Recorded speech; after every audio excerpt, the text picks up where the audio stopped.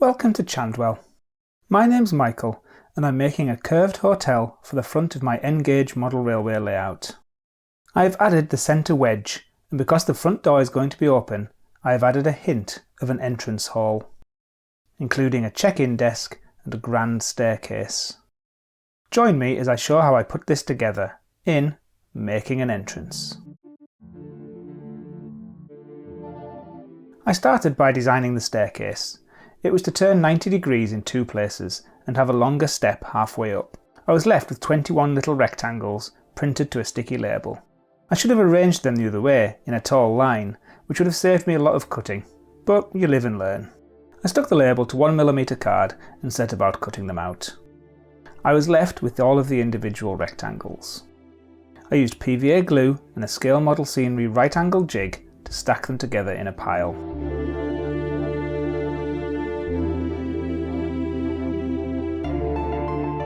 Once the glue was dry, I used children's watercolour paints to give them a green colour. I just slapped the paint on, using various shades to build up the depth of colour.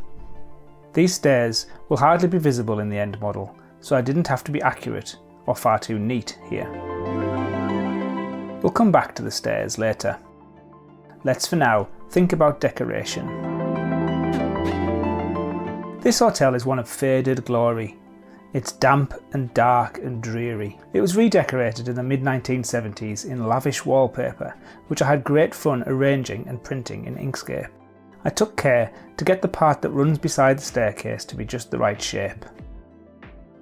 I cut the wallpaper out, covered it in PVA glue, and stuck it to the side of the first wedge.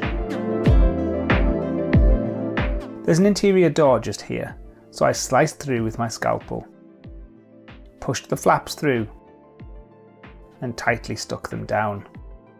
At this point, I realised that I'd stuck it on upside down. So I peeled it all off again, and I made an almighty mess. I decided at this point that it would make more sense to get the floor in place first. So I cut the segment from 1mm card, glued the edge with PVA, and slotted the floor into place against the first wedge. When I do delicate joins like this, where the detail doesn't really matter, I like to run an extra bead of thin PVA along the joint from the top. This seems to soak into the card and it makes the join stronger, I think. I repeat and add the other wedge. Now I can add the wallpaper. I cut a couple of bits of 1mm card to represent internal walls and tested that they fit. Covered in the wallpaper, they slot onto guidelines that I included in the carpet. I used PVA on the staircase and dropped it into position using my tweezers and crochet hook to get them positioned correctly. I rescued a bit of wallpaper from the peeled off accident and I just cut it by eye with my scalpel into a shape which fit the side of the stairs.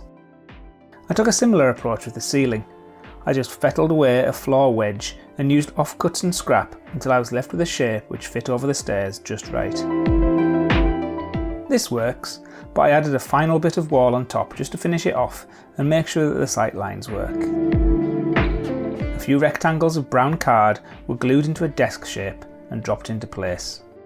This looks about right. Time to use PVA to glue the next floor into place. I stuck 2 copies of the front onto 0.5mm card.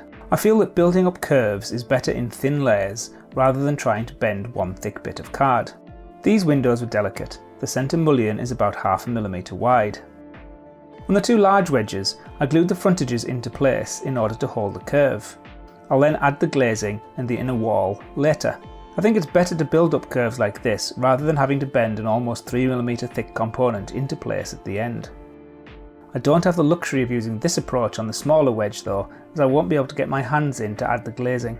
So I taped the first layer into place on the front of the building, covered it in glue, and taped the second layer into place on top of it. Once the glue was set, I cut it off again. This has left me with a 1mm thick base layer which maintains its subtle curve. I cut some texture to cover it. I decided to wrap the texture around the edges as there was an ever so slight gap that needed filling between the two edges of the wedge. I took care to maintain the curve of the piece whilst adding the texture. This looks good, no gaps. I carefully cut out the texture around the two delicate mullions, and then I wrapped the texture around the window apertures like normal. I think this looks good. So can we see the interior after all that? Yes! I'm really pleased with this. It won't ever really be seen, but I know it's there. Anyone who peers in from the front of the layout will see the merest hint of a rich but faded lobby, and I hope it will make them smile. I spent 5.5 hours making this hallway. This takes the total effort to 20.5 hours. I used one sheet of A4 sticky label, a little bit of sellotape, and one sheet of A4 photo paper.